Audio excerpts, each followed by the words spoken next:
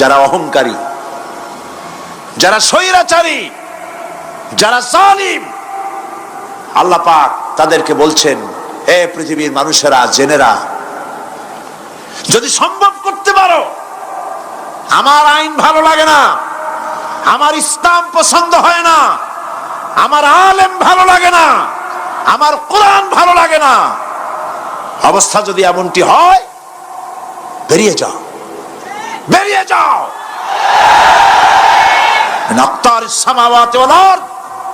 আমার সার্বভৌমত্বের ভেতর থেকে, আকাশের নিচের থেকে, জমিনের উপর থেকে বেরিয়ে যা। ফানফুজু লা তানফুজু ইল্লা বিসুলতান। কোথায় যাবে? পালাবার জায়গা নাই, বেরোতে পারবে না। আকাশ আর জমিন দিয়ে প্যাকেট করে রেখেছি, পালাবার জায়গা নাই। কোথায় যাইবা? জুলুমের হাত যত আছে করতে থাকো, আর আল্লাহ রাব্বুল আলামিন দেখতেছেন। সুতরাং ইমানদার ব্যক্তি, তার মধ্যে বিনয় আসে, বিনম্র হয়। সে পয়সা করে আসে বলে অহংকার করে না, কারণ আল্লাহ বলেছেন, ওয়াল্লাহুল গানিয়্যু ওয়া আনতুমুল ফুকারা। আল্লাহ সাফ বলে দিয়েছেন, আল্লাহই হচ্ছেন কারো মুখাপেক্ষী নন, সম্পদশালী। আল্লাহর কোন সম্পদের অভাব নাই। ওয়া আনতুমুল ফুকারা, দুনিয়ায় তোমরা যা বাস করো সব ফকিরের গোষ্ঠী, কিচ্ছু নাই তোমাদের। তোমাদের জাতি খাইয়া শেষ করে ভালো, আর আমার কাছে যা আছে আমি শুধু দিতে থাকি, আর ভাণ্ড শুধু ভরাই থাকে, মোটেও খালি হয় না। সুবহানাল্লাহ। কাজী মোমেন বান্দা সে অর্থ এবং বৃত্তের অহংকার করে না, বিদ্যার অহংকার করে না। অর্থ বৃত্ত কত আছে তোমার, কয় টাকার মালিক? আল্লাহ যদি ইচ্ছে করেন, ব্রেনের ভিতরে যদি টিউমার ঢুকায় দেন, ব্রেনের একটা নার্ভ আর একটা নার্ভের সাথে জড়ায় দিবেন, জায়গা হবে কোথায়? হেমায়তপুর। হেমায়তপুর কোথায়? কাছেই, পাবনা। সুতরাং আল্লাহ পাক ইচ্ছে করলে এটা করে দিতে পারেন, পারেন না? খুব করতে পারেন। হার্টের ভেতরে ক্যান্সার দিয়ে দিতে পারেন, 14 গোষ্ঠী বিক্রি করলেও ডাক্তারের পয়সা হবে না, পারেন না আল্লাহ পাক? পারেন কিনা? পারেন। সেই জন্য যত বড় ধনী হোক, পয়সার মালিক হোক, আল্লাহর উপর ঈমান আনলে পরে যে গুণটা হয়, সে অহংকারী হয় না, বিনয়ী হয়। আল্লাহ রাব্বুল আলামিন কোরআনে কারীমের ভিতরে বলে দিয়েছেন, লিল্লাহি মা ফিস সামাওয়াতি ওয়া মা ফিল আরদ। যারা সামান্য একটু রাজত্ব পাইয়া, ছোট্ট ছোট্ট একটা দেশের প্রেসিডেন্ট, প্রধানমন্ত্রী, কি হনুরে, এরকম একটা ভাব। আর্মি হাতে, বিডিআর হাতে, পুলিশ হাতে, যা খুশি তাই করি না। আল্লাহ পাক বলছেন, লিল্লাহি মা ফিস সামাওয়াতি ওয়া মা ফিল আরদ। আকাশ আর জমিনের একচ্ছত্র মালিকানা কার? চিল্লায় বলুন, আল্লাহ পাকের। সুতরাং তুমি মাতবাড়ি করিয়া কদ্দূর পারবা? বেশি দূর যেতে পারবে না। গ্রামে গোয়াল আছে, গরু রাখে যে জায়গায়, ওই জায়গাটার নাম কি? গোয়াল। গভীর রাত্রে গরুর মালিক শুনতে পাচ্ছে গোয়াল ঘরে খুব শব্দ হচ্ছে। রাখালকে ডেকে বলছে, দেখতো কি, কিসের শব্দ? কয় যে, দেখে এসে জবাব দিচ্ছে যে গোয়ালে যে 7টার শিং মোটা, তার গুতার চোটে ওই গোয়ালের মধ্যে যত গরু আছে কেউ টিকতে পারতেছে না, খালি গুতাইতেছে সমানে। মালিক কয় যে, দীর্ঘদিন থেকে দেখতেছি এটার গুতার চোটে সমস্ত গরুগুলি অস্থির হয়ে যাচ্ছে, যা একটা মোটা দড়ি দিয়া, খাট্ট একটা দড়ি দিয়া খুঁটির সাথে জড়াইয়ে বাঁধতে রাখ গলাটারে। মোটা একটা দড়ি দিয়া গলার সাথে, খুঁটির সাথে যদি বাঁধতে দেয়, এরপরে খালি ফোঁস করতে পারবে, গুতাইতে আর পারবে না। ঠিক অনুরূপ ভাবে কোন জনপদ থেকে, কোন দেশ থেকে যখন দেশের মানুষেরা, যখন দেশের নিরস্ত্র মানুষেরা, গরিব মানুষেরা যখন আল্লাহর দরবারে গভীর রাত্রে ফরিয়াদ তোলে, আল্লাহ, জুলুমে অত্যাচারে জর্জরিত হয়ে গেলাম, মার খেতে খেতে শেষ হয়ে গেলাম, অত্যাচারে অত্যাচারিত হচ্ছি, চিৎকার বাড়তে থাকে, আল্লাহ পাক তখন তার নজর দিয়ে দেখেন। আল্লাহ তো দেখতেই থাকেন সব সময়ের জন্য। আল্লাহ পাক কার কারণে এগুলি হচ্ছে আল্লাহ পাক টের পান। শিং কারো কারো মোটা হয়েছে, আজরাইলকে পাঠায় দেন, যাও খাটো দড়ি দিয়ে বাঁধে থো। খাটো দড়ি কোনটা বুঝছেন? 3 হাত, 3 হাত কবর কোনটা? খাটো দড়ি দিয়ে বাঁধে থো।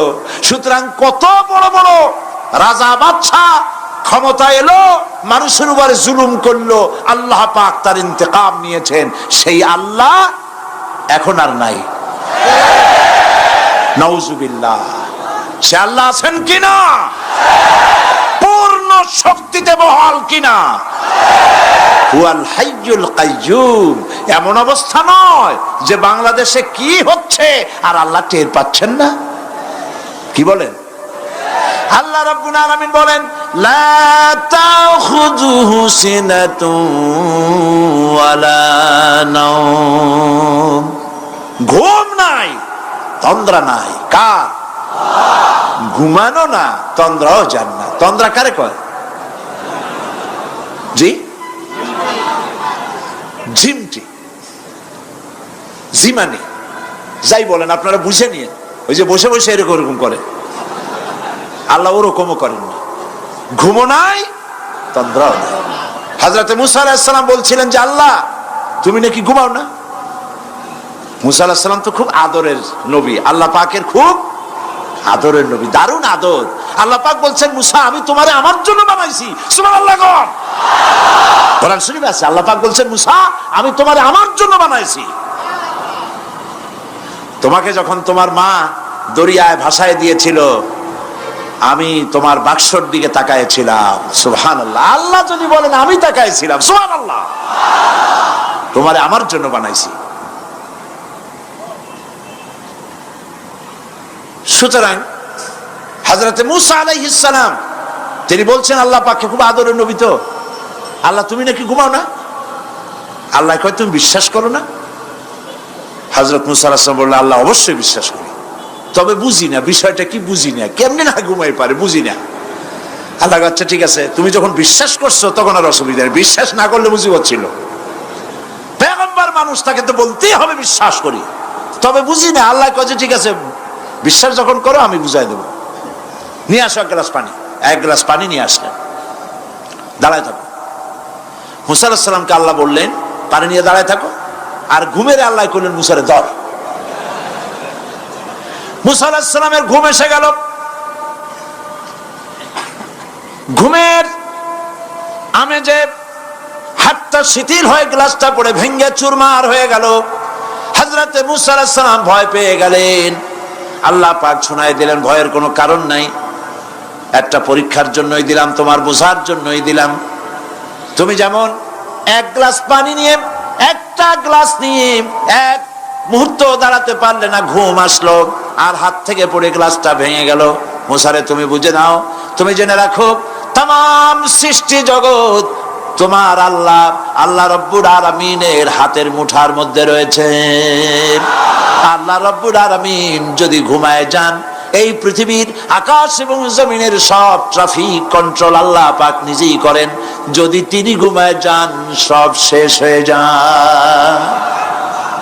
বাংলাদেশে কি হচ্ছে, পৃথিবীর কোথায় কি হচ্ছে তা আল্লাহ দেখছেন না? চিল্লায় বলো, দেখছেন না? সে আল্লাহ রাব্বুল আলামিন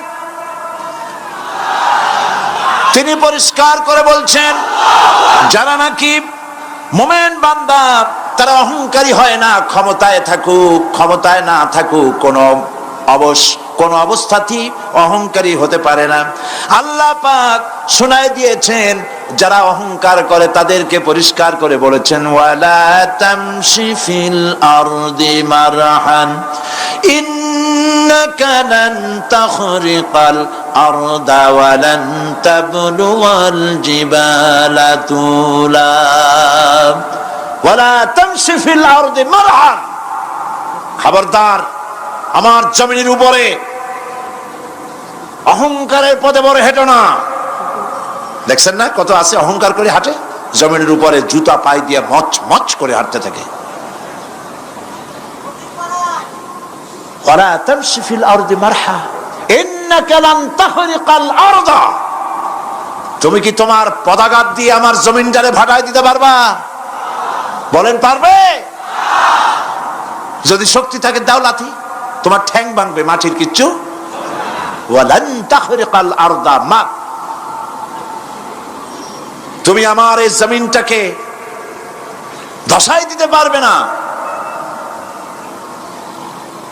আর ওয়ালান তাবলুগাল জিবালা তুলা, আর পাহাড়ের উচ্চতা লাফ দিয়ে তুমি ছাড়াই যেতে পারবে না। আমার জমিনও ফাটাইতে পারবে না লাথি দিয়া, লাফ দিয়ে পাহাড়ের উচ্চতাও ছাড়াইতে পারবে না। তো এত লাফাও কেন? বলবেন কম লাফাও, শক্তি কম দেখাও।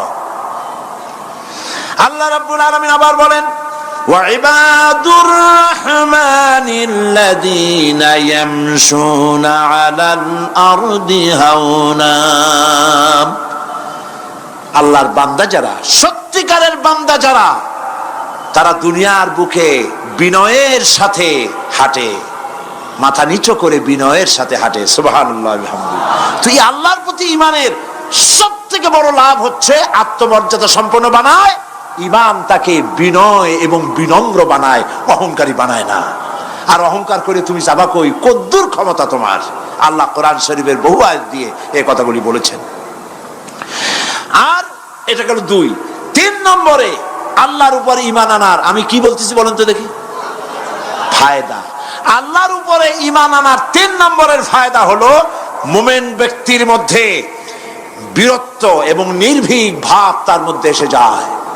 সে নিজে মুজাহিদ, সে বীর, সে কাপুরুষ নয়। সুবহানাল্লাহ। আল্লাহর উপর ঈমানের কারণে বীরত্ব এবং নির্ভীকতার প্রশিক্ষণ তার মধ্যে তৈরি হয়ে যায়। কারণ মানুষের সবচেয়ে বড় ভয় হলো মৌতের। বলেন তো দেখি বড় ভয় কিসের? বলেন সবাই। আর যারা বললেন না তারা, তাদের মৌতের কোনো ভয় নেই। মৌতের ভয় আছে কিনা? আছে। কিন্তু ভয় করে যাবেন কই?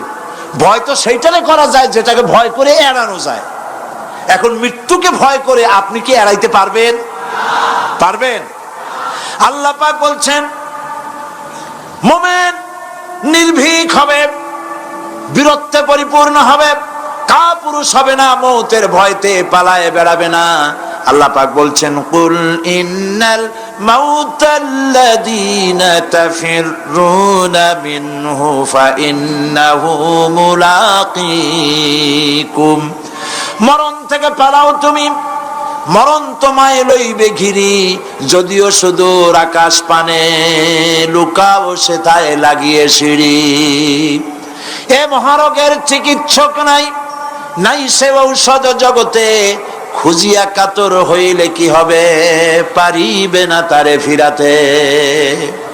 মৃত্যু যখন তোমার এসে যাবে, তোমাকে মৌতের হাত থেকে কেউ রেহাই দিতে পারবে না। মৃত্যু তোমার হবেই। সুতরাং মৌত যখন হবে তখন তাকে ভয় করে তো কোনো লাভ নাই। আর মৃত্যু কোথায় হবে, কখন হবে, আমরা কেউ জানি না। জানেন? ওমা তাদরি নাফসুম বিআইয়ি আরদিন তামুত। কোন মাঠে, কোন ময়দানে কখন মৌত হবে কারো জানা নাই। এই গত নভেম্বর মাসের শেষ দিকে আমি লন্ডন সফর করেছিলাম। এক ভাইয়ের কাছে শুনলাম, আমি অবাক হয়ে গেলাম। তিনি পত্রিকায় দেখে আমাকে বলেছেন এক লোক 8 তলা থেকে 8 তলা বিল্ডিং এর ছাদের উপর পড়ে গেছে। 8 তলা বিল্ডিং এর ছাদের উপর থেকে পড়িয়া তার কিচ্ছু হয় না, হাত পাও ভাঙে নাই, মরেও নাই, খালি কিছু চামড়া টামড়া ছিঁড়ে গেছে। তাড়াতাড়ি অ্যাম্বুলেন্স আসছে, অ্যাম্বুলেন্সে তাকে নিয়ে গেছে, হসপিটালে নিয়ে যাবে চামড়াগুলো সেলাই করে দেওয়ার জন্য। অ্যাম্বুলেন্সে উঠাইয়া তাড়াতাড়ি অ্যাম্বুলেন্স আসছে। দরজা যেভাবে লাগাইছে দরজাটা ভালোভাবে লাগে নাই। দেখেন নাই মাইক্রোবাসে বা অ্যাম্বুলেন্সে অনেক সময় দরজা এরকম মারে, মারার পরে অনেক সময় লাগে না, যার জন্য ড্রাইভার বলে যে দরজাটা ভালো করে লাগায় নেন। ঠিক না? দরজাটা ভালো করে লাগে নাই। সামনে চলতে গিয়ে এই গাড়িটার ব্রেক কষতে হয়েছে ড্রাইভারের কোনো কারণে। যেই না ব্রেক কষেছে আর অমনি দরজা যেটা লাগছিল না ভালো করে, দরজাটা খুলে গেল। আর রুগীটা 8 তলা কাছে পড়ছিল, ওইটা ছিল পাশে, সে ছিটকে গিয়ে রাস্তায় পড়লো। আর একটা বাস সামনের থেকে এসে মাটিতে তাকে চ্যাপ্টা করে দিয়ে চলে গেল। শুনিয়া আমার মুখ থেকে বেরিয়ে গেল আল্লাহু আকবার। বলেন আল্লাহু আকবার। কি আল্লাহ পাকের কি প্রচন্ড ক্ষমতা, কি ইচ্ছা তার। মৃত্যুর জন্য সময় লাগবে, জায়গাও লাগবে, দুটো জিনিস এক হতে হবে। আল্লাহর যাকে যে মৃত্যু দিবেন, মৃত্যুর জন্য সময় এবং জায়গা দুটোর কম্বিনেশন হতে হবে। আটতলা থেকে পড়বে ঠিক, কিন্তু মরবে না। আজরাইল অপেক্ষা করতেছে রাস্তায়, বাস আসবে যখন। আটতলা থেকে পড়লো, অবিশ্বাস্য ভাবে লোকটা বেঁচে গেল। আর হসপিটালে তার যাওয়া হলো না। গাড়ির দরজা খুললো, রাস্তা দিয়ে পড়লো, আজরাইল দ্রুত তার কাম সেরে চলে গেল। সুতরাং মুমিন ব্যক্তি আল্লাহর উপর ঈমান আনার কারণে দুর্জয় মনোবল সৃষ্টি হয়। কাপুরুষ জীবনে কয়েকবার মরে। সাইকেলের টায়ার বাস্ট হয়েছে শুনে বেহুশ হয়। তারপরে ট্রাকের টায়ার বাস্ট হয়েছে শুনলে কানের তলা ফেটে যায়। বোম বাস্ট হয়েছে আওয়াজ শুনে হার্ট ফেল করে। পাতিশিয়ালের ডাক শুনলে কোনো হুশই থাকে না। এই হচ্ছে কাপুরুষদের কাজ। আর ইমানদার ব্যক্তি এগুলি পরোয়া করে না। তার জানা আছে যে আমার নির্ধারিত সময়ের এক মুহূর্ত আগে আমার মউত হবে না। তো মউত যখন আমার জন্য অবধারিত, দুনিয়ায় আসছি যখন, মউত যখন হবেই, সেই মউত বিড়ালের মতো হোক তা কি চান? পাতিশিয়ালের মতো হোক তা কি চান?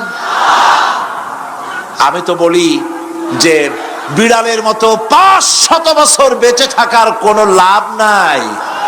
সিংহের মতো 5 মিনিট বাঁচুন।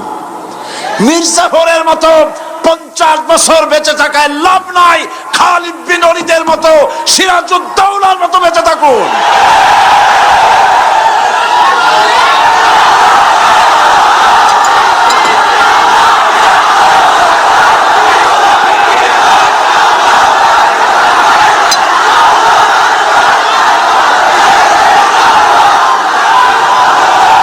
বসেন।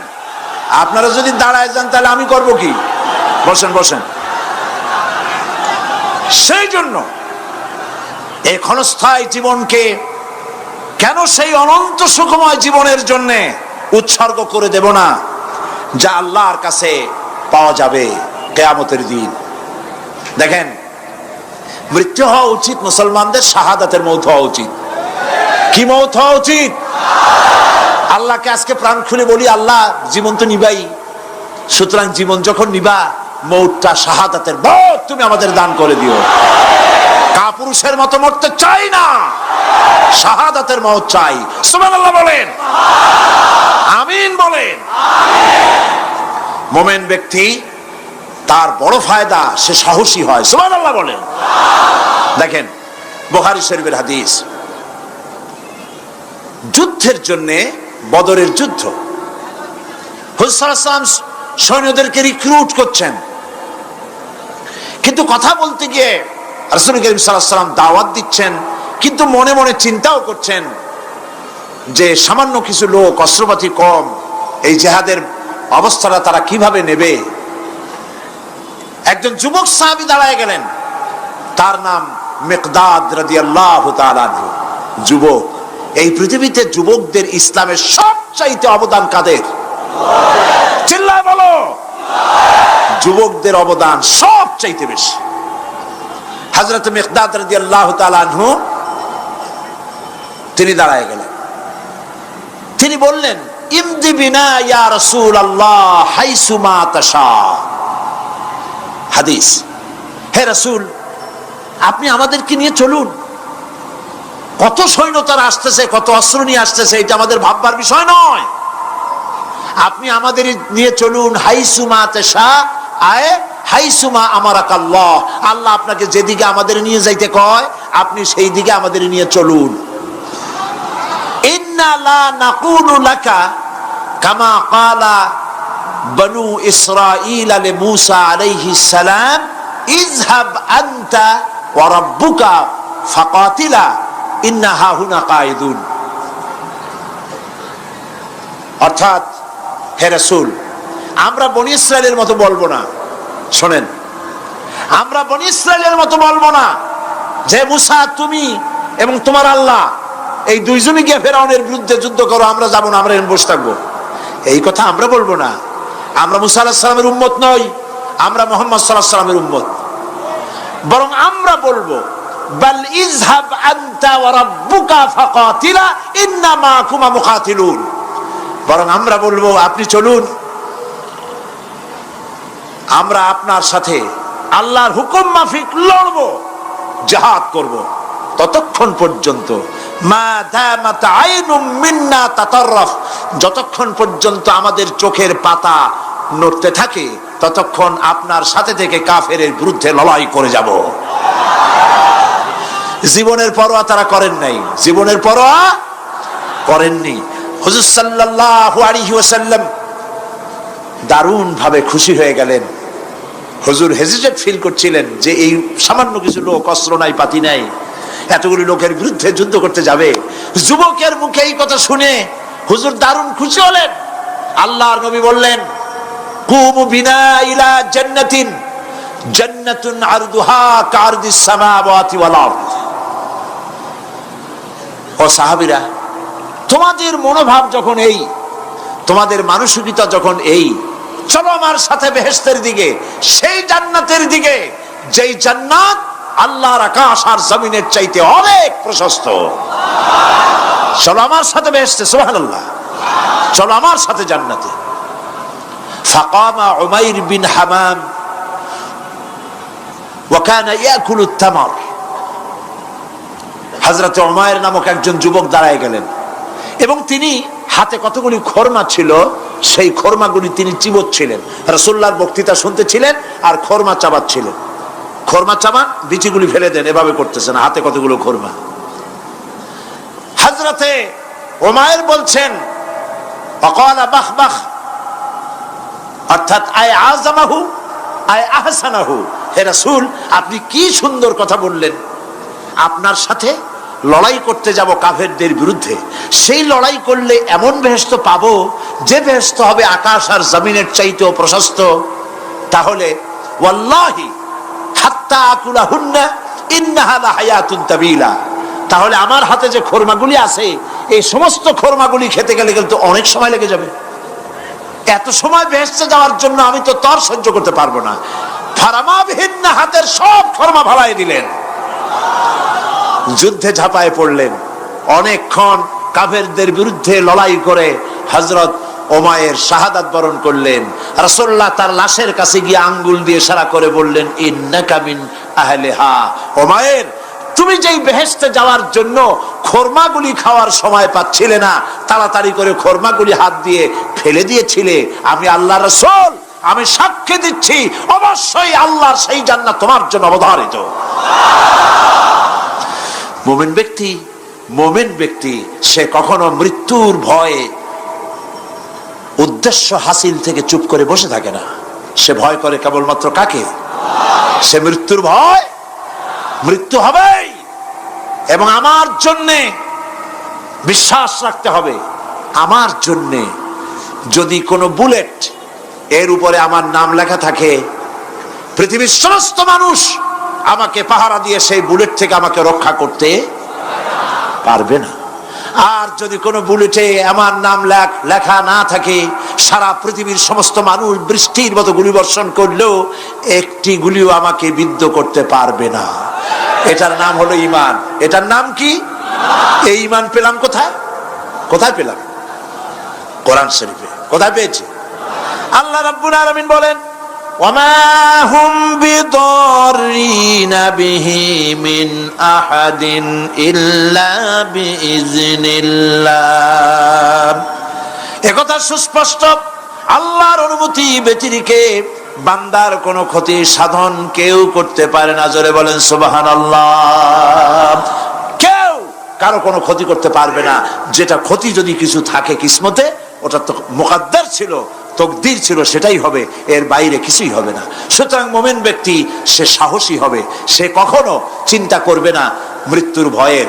উদ্দেশ্য হাসিলের জন্য হয় শরীরের পতন, না হয় মন্ত্রের সাধন, ডু অর ডাই, সে আল্লাহর জন্য তার জীবন দিতে প্রস্তুত থাকবে। কারণ আল্লাহ রাব্বুল আলামিন বলেছেন ইন্নাল্লাহা আশতারা মিনাল মুমিনিনা আনফুসাহুম ওয়া আমওয়ালাহুম বিআন্না লাহুমুল জান্নাহ। আল্লাহ পাক বলেন, আমি আমার মুমিনের জান আর মালকে আমি খরিদ করে নিয়েছি, বিনিময়ে আমার বান্দাকে আমার জান্নাত দান করে দিয়েছি। জোরে কোন সুবহানাল্লাহ।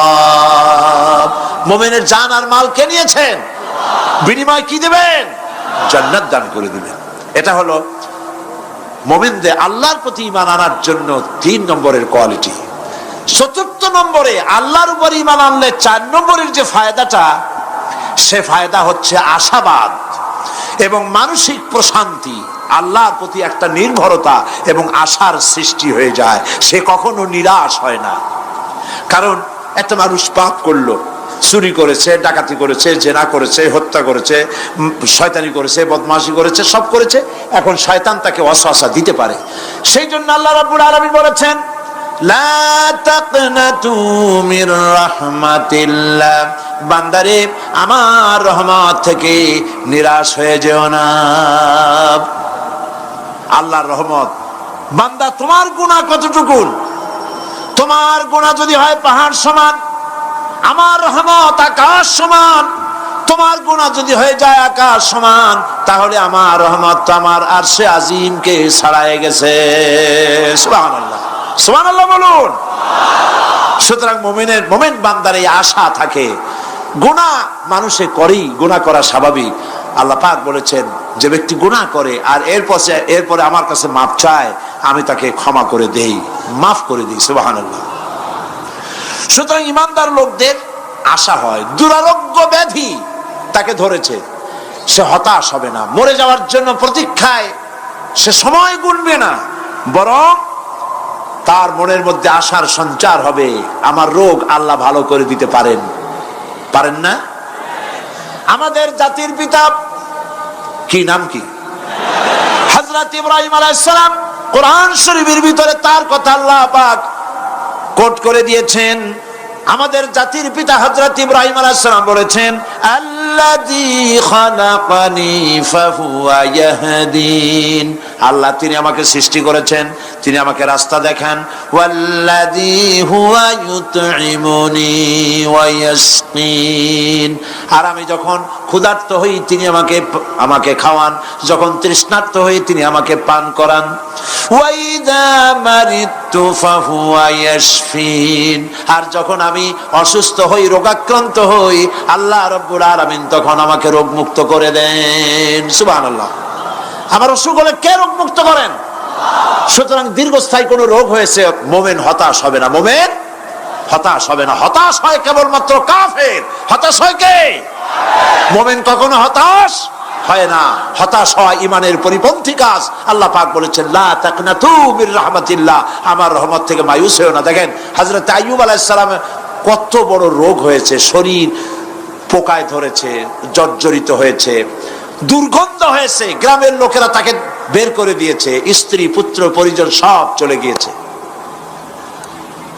এমনকি জিহ্বায় যখন পোকা ধরল, হযরত আইয়ুব আলাইহিস সালাম আল্লাহ রাব্বুল আলামিনের দরবারে ফরিয়াদ করলেন, আন্নী মাসানিয়াদ-দুররু ওয়া আনতা আরহামুর রাহিমিন।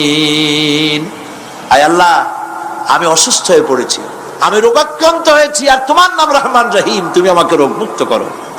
হযরত আইয়ুব আলাইহিস সালাম আল্লাহর দরবারে ফরিয়াদ করলেন, রব্বুল আলামিন সারা শরীরে পোকায় জর্জরিত হয়ে গেছে, এখন আমার জিহ্বায় পোকা ধরেছে, মাবুদ গো আমি তোমার কাছে ফরিয়াদ করি, আমার জিহ্বায় পোকা দিও না, কারণ জিহ্বাটাও যদি নষ্ট হয়ে যায় তাহলে তোমার মতো আল্লাহর জিকির আমি কি দিয়া করব। হযরত আইয়ুব আলাইহিস সালাম আল্লাহ পাকের কাছে যখন এ ধরনের ফরিয়াদ জানালেন, রব্বুল আলামিন তাকে তার রোগ মুক্ত করে দিলেন, তার স্ত্রী পুত্র সব আল্লাহ রব্বুল আলামিন ফিরাইয়া দিলেন। সুবহানাল্লাহ। সুতরাং মুমিন ব্যক্তি, কোরআন শরীফে সব আছে, কোরআনের মতো শ্রেষ্ঠ ওয়াজের কিতাব পৃথিবীতে আর শুধু বোঝার দরকার। বিপদে, যত বড় বিপদ আসুক, কোন বিপদে মুমিন ধৈর্য হারাবে না।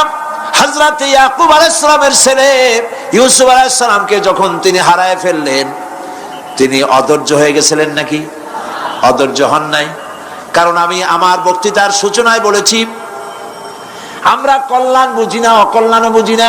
কোন বিপদ আসতে পরে আমরা হয়রান হয়ে যাই, কিন্তু বিপদের মধ্যে কল্যাণ আছে আমরা তা বুঝতে পারি না। কথা বুঝে আসছে? হযরত ইউসুফ আলাইহিস সালামকে কুয়ার ভিতরে ফেলে দেওয়া হলো। 11 ভাই মনে করেছে কুয়ার ভিতরে ফেলে দিয়া ইউসুফ আলাইহিস সালামকে মেরে ফেললাম, কিন্তু তারা বোঝে নাই আসল কামটা কি হয়েছে। এটা তো কুয়া নয়, এটা একটা টানেল, এটা একটা সুড়ঙ্গ। একদিকে কেনান হলো তার এক মুখ, ওই সুড়ঙ্গের এক মুখ হলো কেনানের। কেনান ইউসুফ আলাইহিস সালামকে ফেলে দেওয়া হলো কুয়ার ভিতরে মারার জন্য, কিন্তু আল্লাহ পাকের ইচ্ছা ইউসুফ আলাইহিস সালাম মরবে না। এই টানেলের অপর প্রান্ত মিশরের সিংহাসনের টানেলের এপার দিয়া ইউসুফ আলাইহিস সালামকে ঢুকালেন, অপর প্রান্তে মিশরের সিংহাসনে ইউসুফকে আল্লাহ বসায়া দিলেন। হযরত ইয়াকুব ছেলের জন্য অধৈর্য হলেন না। যখন তিনি খবর পেলেন ছেলে বাঘে খেয়ে ফেলেছে, তিনি তখন বলেছেন ফাসাবরুন জামিলুন আসাল্লাহু আইয়াতিয়ানি বিহিম জামিআ ইন্নাহু হুয়াল আলিমুল হাকীম। ফাসাবরুন জামিল, আমি উত্তম ভাবে ধৈর্য ধারণ করলাম এবং আমি বিশ্বাস করি আল্লাহ রাব্বুল আলামিন আমার হারানো সবকিছু আমাকে ফিরিয়ে দিবেন। বহু বছর পর যখন হযরত ইউসুফ আলাইহিস সালাম প্রেসিডেন্ট হয়েছেন মিশরের, 11 ভাই গেল সেখানে সাহায্য আনার জন্য। সেই ঘটনা তো শোনাবো না, এমনি বলে যাচ্ছি। এরপরে তিনি তাদেরকে পরিচয় দিলেন, ওরা ভয় পেয়ে গেল। তিনি বললেন ভয়ের কোনো কারণ নাই, লা তাসরিবা আলাইকুমুল ইয়াউম, আজকে আমি কোনো প্রতিশোধ তোমাদের নেব না। সুবহানাল্লাহ। এর নাম পয়গম্বর, এর নাম কি? আল্লাহর নবী। আমি আজকে কোনো প্রতিশোধ তোমাদের নেব না, তোমরা যাও। পিতার অবস্থা তিনি জানলেন, কাঁদতে কাঁদতে পিতার চোখ দুটো নষ্ট হয়ে গেছে ইয়াকুব আলাইহিস সালাম। হযরত ইউসুফ আলাইহিস সালাম বললেন যাও। নিজের জামাটা খুললেন, গায়ের জামা খুলে বললেন ভাইরা আমার এই জামা নিয়ে যাও, আর আমার আব্বার চোখের উপরে এই জামাটা রেখে দিও। ছেলেরা যখন হযরত ইউসুফ আলাইহিস সালামের জামা নিয়ে মিশর থেকে রওনা করেছে, গল্প নয়, উপন্যাস নয়, আল্লাহ পাক এই কোরআন শরীফে সূরা ইউসুফে বলেছেন জামা নিয়ে মিশর থেকে রওনা করেছেন। কোথায় মিশর আর কোথায় কেনান? কেনানে বসে হযরত ইয়াকুব আলাইহিস সালাম বলছেন তোমরা যদি আমাকে মতিভ্রম পাগল যদি মনে না করো, তাহলে একটা কথা বলি, আমার নাকে এখন আমি ইউসুফের গন্ধ পেতেছি। তোমরা যদি আমাকে মতিভ্রম না করো, তাহলে আমি বলি আমি কিন্তু ইউসুফের গন্ধ পেতেছি। সুবহানাল্লাহ। হযরত ইউসুফ আলাইহিস সালামের জামা এনে ভাইরা যখন হযরত ইউসুফের চোখের উপরে রেখে দিলেন, হযরত ইয়াকুবের দুটো চোখ সাথে সাথে আল্লাহ ভালো করে দিলেন। ফাসাবরুন জামিল, ধৈর্য ধরো। ইমানদার ব্যক্তি আশার উপরে তার জীবন বাঁচে, কারণ যত বড় বিপদ আসুক না কেন আশ্রয় পাওয়ার একটা জায়গা আছে, তার নাম হলো আল্লাহ। নাম কি? বলেন আল্লাহ।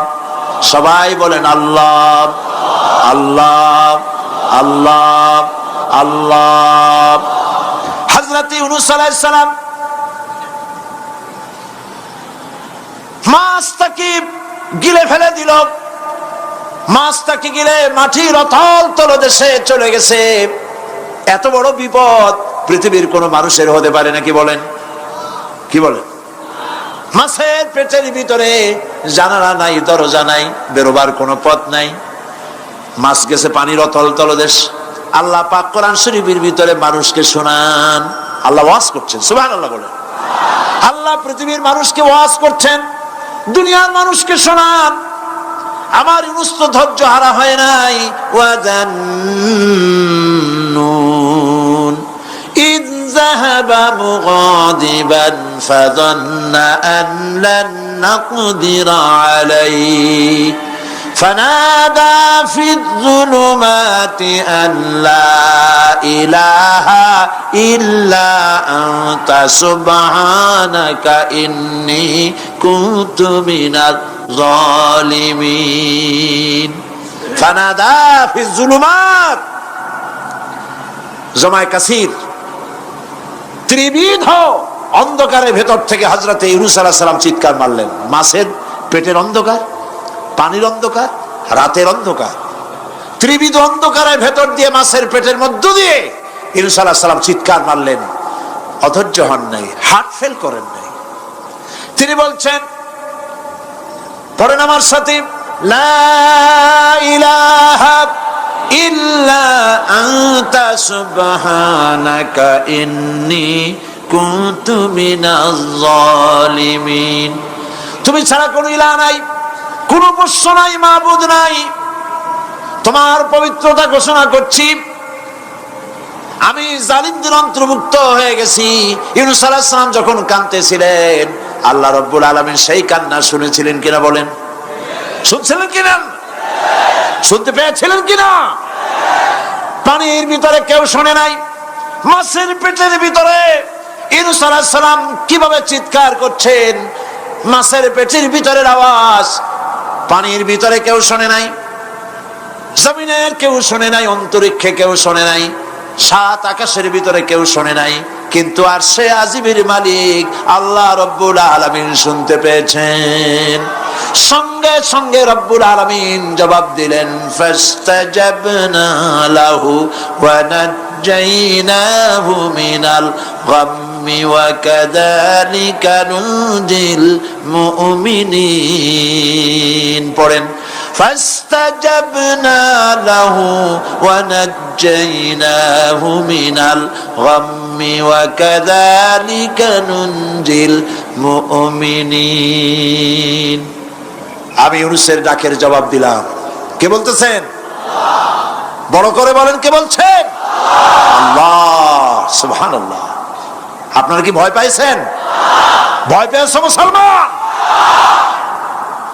আল্লাহ রাব্বুল আলামিন বলেন, আমি আমার ইউনূসের ডাকের জবাব দিলাম। শুধু জবাব দেই নাই, আমি ইউনূসকে তার মাছের পেটের ভিতর থেকে বাঁচায় দিলাম। মাছের পেটের মধ্যে বেদনা শুরু হয়ে গেল, এমন বেদনা হয়েছে মাছ এখন বমি না করে পারে না। কথা বুঝতে পেরেছে? মাছ এখন বমি না করে পারে না। পানির উপরে মাছ ভেসে উঠল।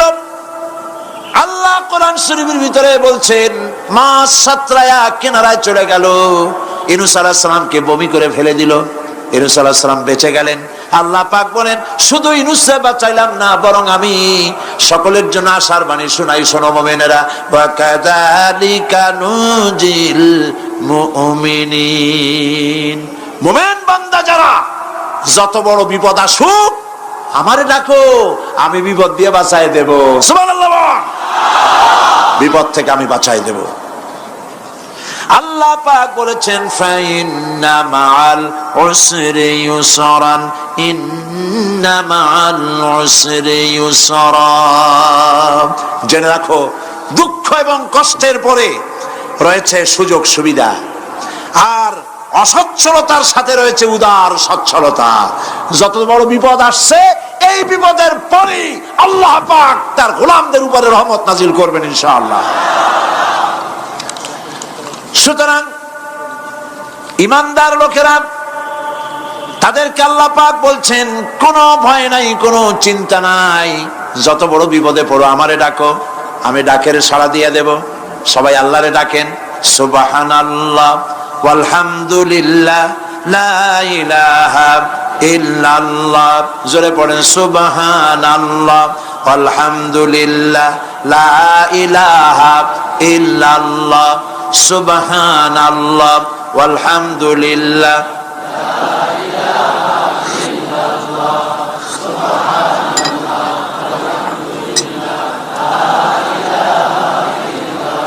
লা ইলাহা ইল্লাল্লাহু মুহাম্মাদুর রাসূলুল্লাহ। আল্লাহর উপর ঈমান আনলে যত ফায়দা হয়, এত ফায়দা দুনিয়ায় কোথাও নাই। সুবহানাল্লাহ। আল্লাহর উপর ঈমান আনার পঞ্চম নম্বরের ফায়দা, কয়টা বলছি? 5টা বলছি। আপনাদের অসুবিধা হচ্ছে নাকি? তাড়াতাড়ি শেষ করতেছে। 6টা বলবো, এ হলো পঞ্চম নম্বর। তারপর আমরা দোয়া করব। দোয়ার দরকার আছে কিনা এই সময়? পঞ্চম নম্বরে আল্লাহর উপরে ঈমান আনলে পরে আরেকটি বড় ফায়দা, সেটা হলো কঠিন এবং কঠোর বিপদে আল্লাহ পাক তার মধ্যে অবিচলতার এবং ধৈর্য ধরার তৌফিক দিয়ে দেন। সুবহানাল্লাহ। যত বড় বিপদ আসুক, সেই বিপদে মুসিবতে আল্লাহ পাক মুমিনদেরকে আল্লাহর উপরে নির্ভরতা শিখায় দেন। সুবহানাল্লাহ। কারণ মুমিনদের জানা আছে যে ইমানদারদের বিপদ নতুন কিছু নয়, একেবারে আদম আলাইহিস সালাম থেকে শুরু হয়ে আসছে, ঠিক কিনা? আদম আলাইহিস সালামের বিপদ হয় নাই? আদম আলাইহিস সালামের বিপদ কি? শয়তান। তার বিপদ কি? শয়তান ছিল বিপদ। প্রত্যেক নবীর সময়ই মানুষেরা নবীদের কষ্ট দিছে, দেয় নাই? বিশ্বকবি ইকবাল বলেছেন, সতীজা কা রহা है अजल से ताइमरोज, सतीजा का रहा है अजल से ताइमरोज, चरागे मुस्तफा भी से शरारे बुलहबीस। আবহমান কাল থেকে শুরু করে মুহাম্মদ সাল্লাল্লাহু আলাইহি সাল্লামের চারাগকে, নূরকে, ঈমানকে, ইসলামকে নিভায় দেওয়ার জন্য আবু জাহেলের গোষ্ঠীরা চিরকাল চেষ্টা করেছে। সব চেষ্টা কর্পূরের মতো উড়ে গেছে, মুহাম্মদ সাল্লাল্লাহু আলাইহি ওয়াসাল্লামের চারাগ টিম টিম করে জ্বলতে রয়েছে।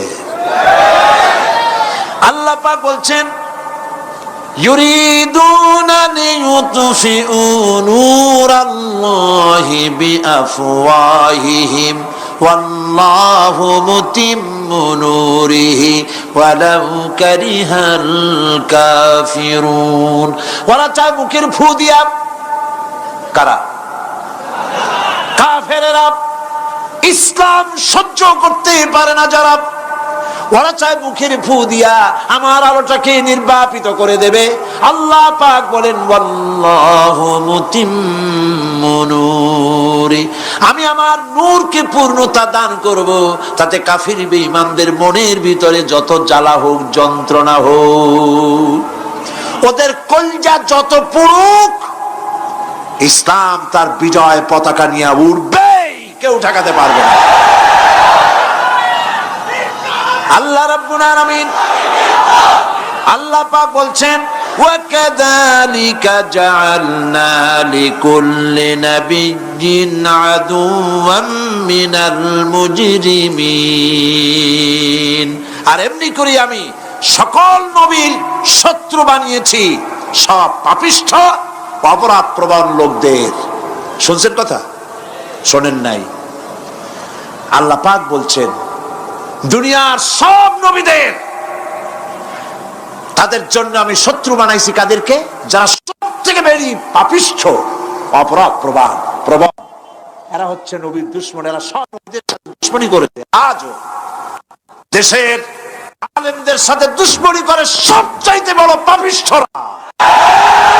এটা কোরআন। এটা কি? কোরআন। জোরে বলেন, এটা কি? আল্লাহ রাব্বুল আলামিন বলছেন, ওয়াকাযালিকা জাআলনা লিকুল্লি নাবিয়্যিন আদুওয়াম মিনাল মুজরিমিন, সব পাপীরা, পাপিষ্ঠরা আমার দ্বীনের দাওয়াত যারা দেয় তাদেরকে জীবনের দুশমন মনে করে। কেন? শোনেন, আমি কার ওয়াজ শোনাচ্ছি? কার ওয়াজ শোনাচ্ছি? আমার আল্লাহর ওয়াজ। অপরাধটা কি? নবীদের বিরুদ্ধে, নবীর ওয়ারিস ওয়ারাসাতুল আম্বিয়া কারা? তো তাদের বিরুদ্ধে তাদের অপরাধটা কি? তাদের অপরাধ সম্পর্কে আল্লাহ নিজে বলেন, ওয়ামা নাকামু মিনহুম ইল্লা আইয়ুমিনু বিল্লাহিল আজিজিল হামিদ। এদের বিরুদ্ধে অ্যাকশন নেওয়ার আর কোনো অপরাধ ওদের নাই। ওদের একমাত্র অপরাধ, ওরা আল্লাহর জমিনে আল্লাহর আইন প্রতিষ্ঠা করতে চায়। এটাই হচ্ছে অপরাধ। এই অপরাধে এই অপরাধে নবীদের শাস্তি হয়েছে, নবীরা মার খেয়েছেন, সাহাবায়ে কেরাম মার খেয়েছেন।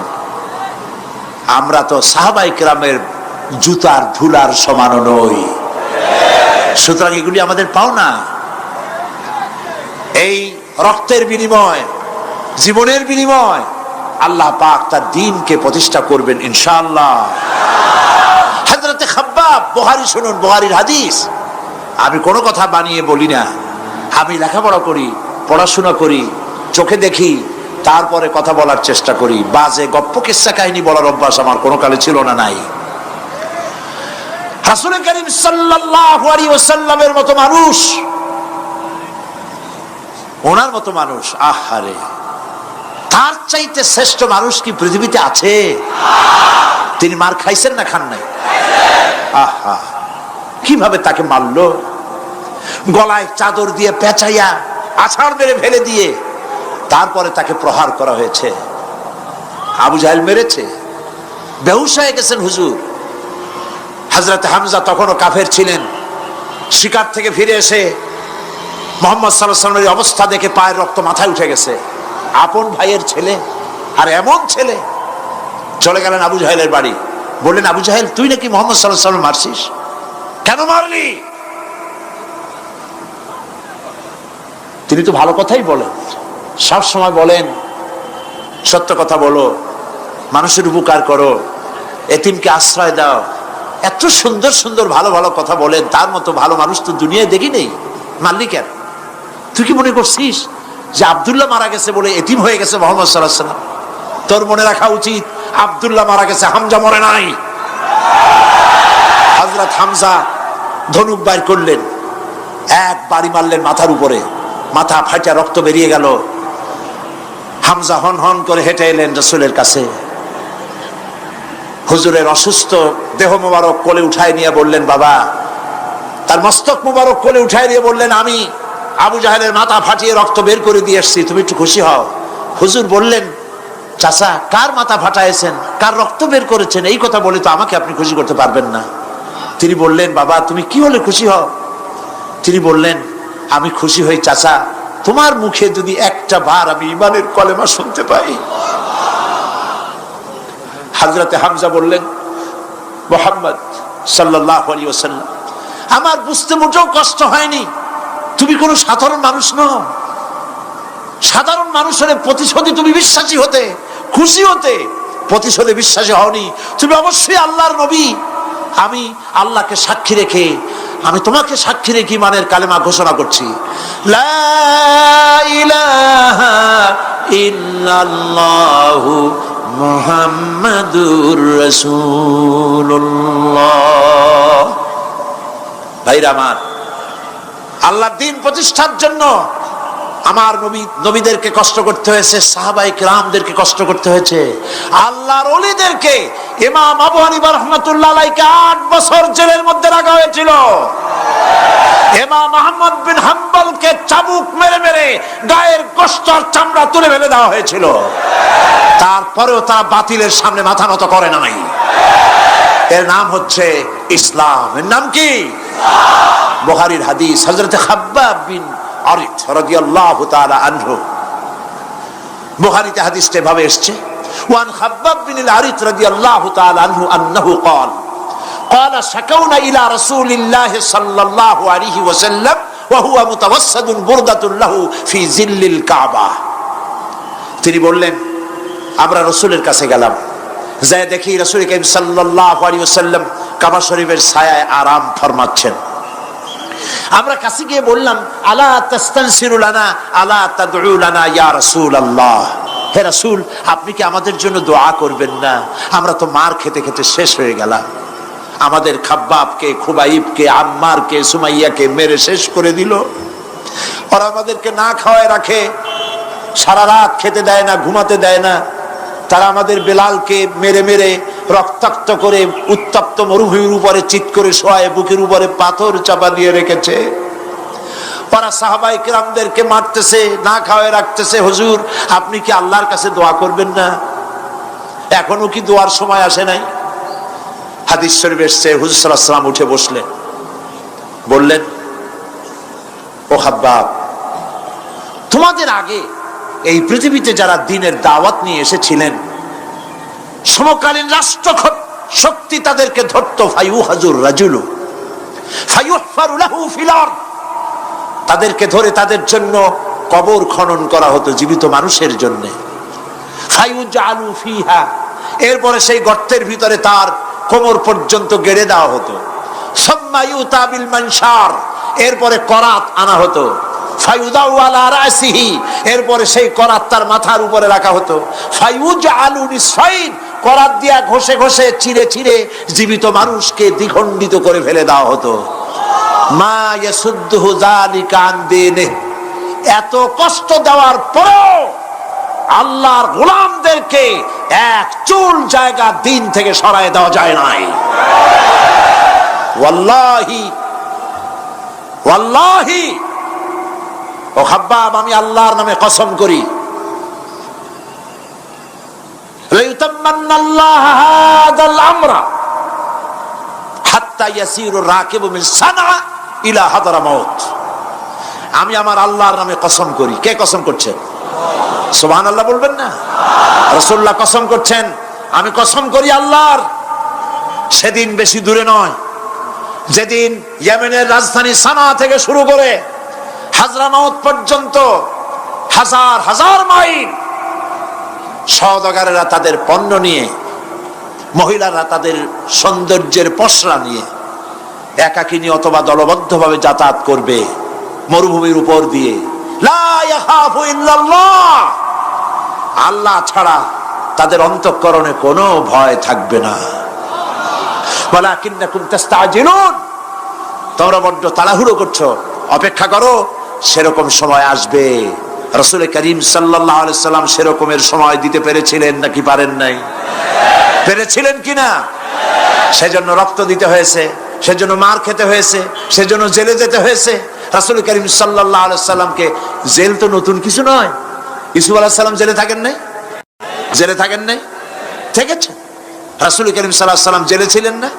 সেই জেল এরকমের দেওয়ালে ঘেরা জেল নয়, পাহাড়ে ঘেরা, চতুর্দিক থেকে পাহাড়ে ঘেরা শিয়াবে আবি তালেব 3 বছর।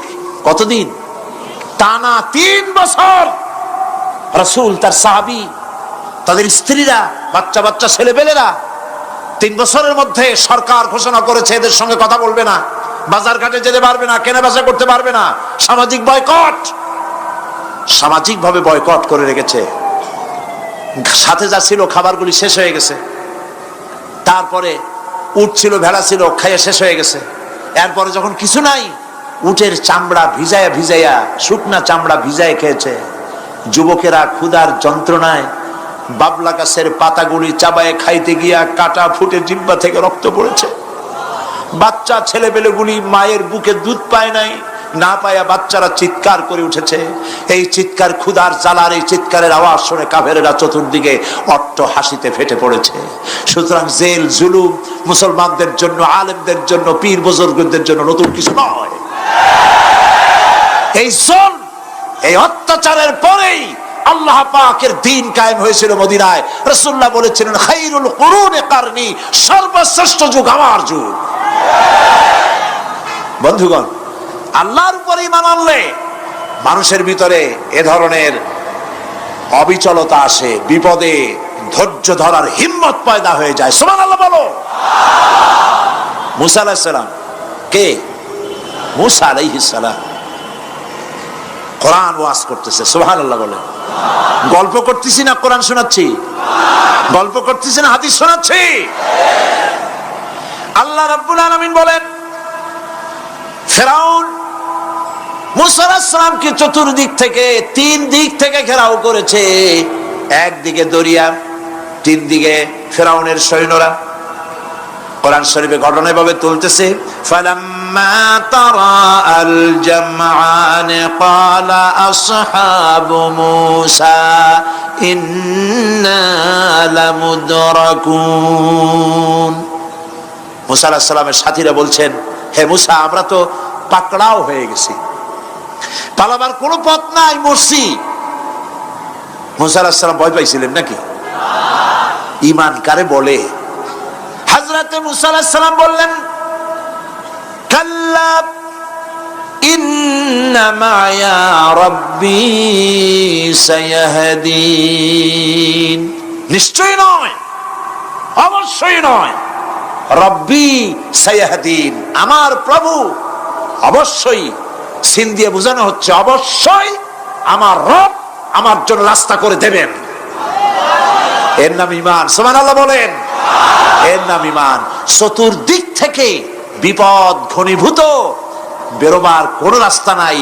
ওর মধ্য দিয়ে ওমাইয়াত্তাকিল্লাহা ইয়াজআল লাহু মাখরাজা, কোন রাস্তা নাই, চতুর্দিকে অন্ধকার।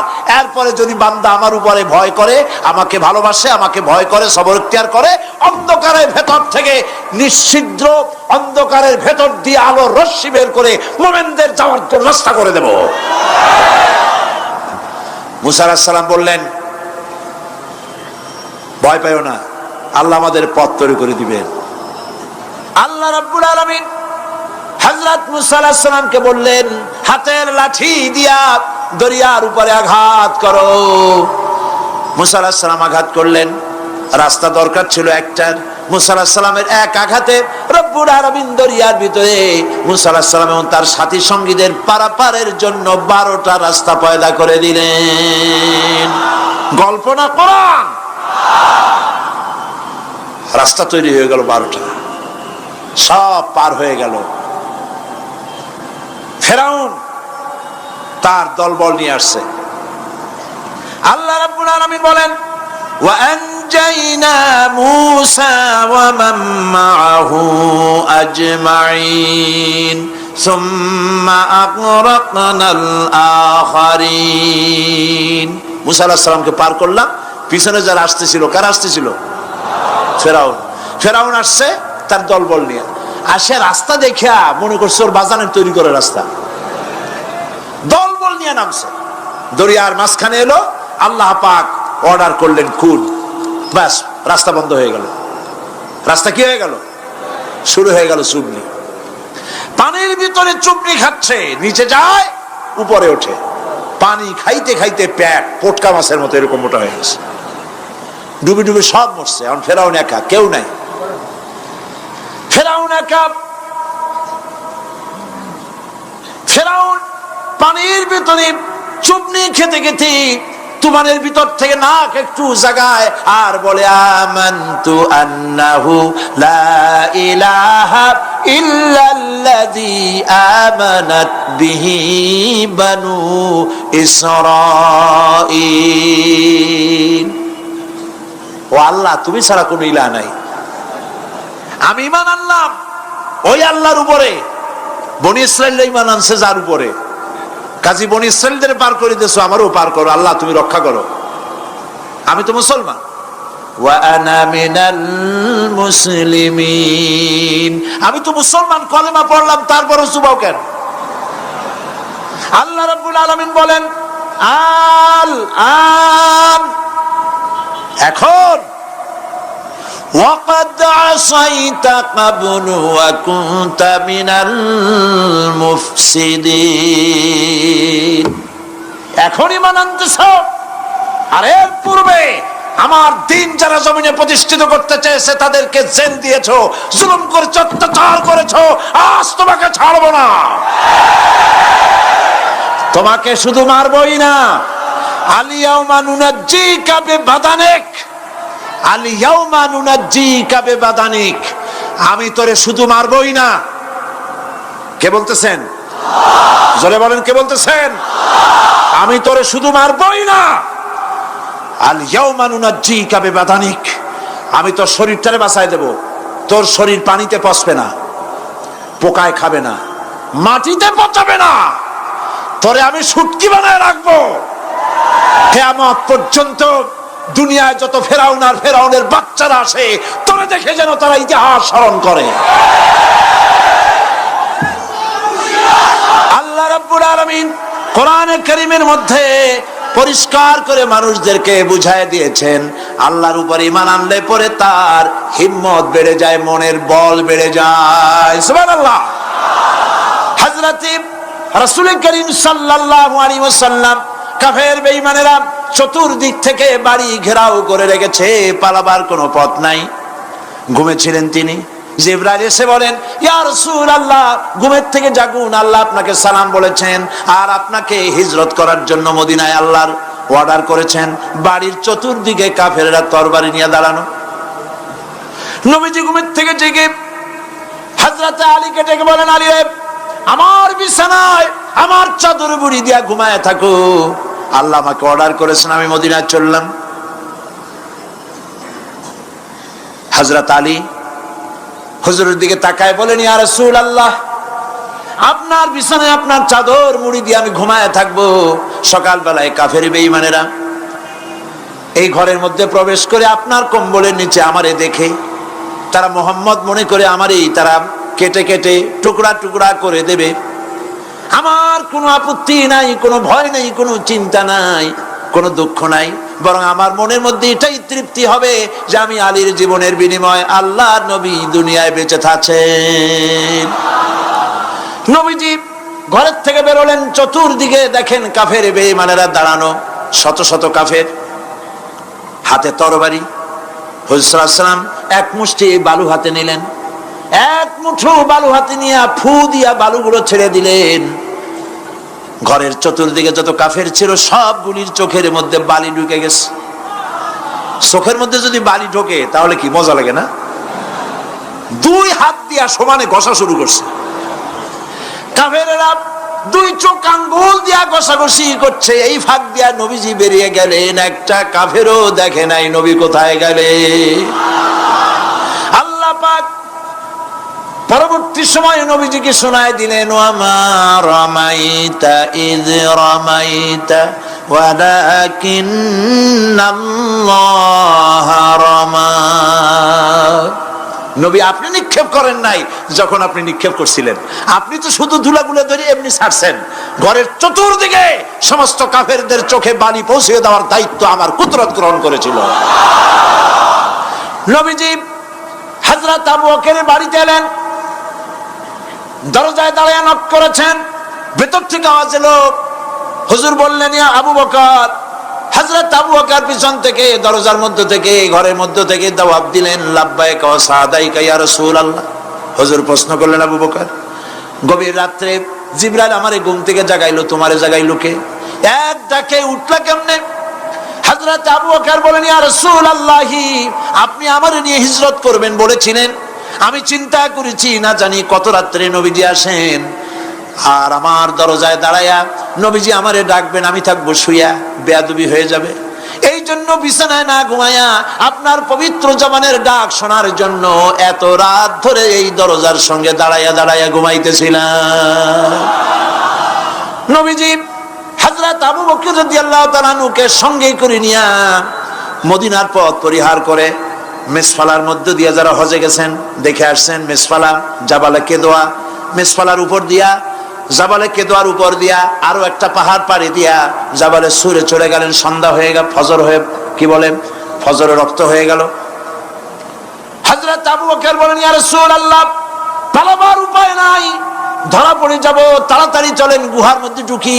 তবে পাহাড়ে গুহা, সাপ থাকতে পারে, বিচ্ছু থাকতে পারে, আমি আগে ঢুকি, কোনো বিপদ হয় আমার উপরে হয়ে যাক, আল্লাহর নবী সুস্থ থাকুক। হযরত আবু বকর কি মহব্বত, নিজের জীবনের চাইতে রাসূলের মহব্বত বেশি, সুবহানাল্লাহ। এই জন্য নবীজি বলেছেন,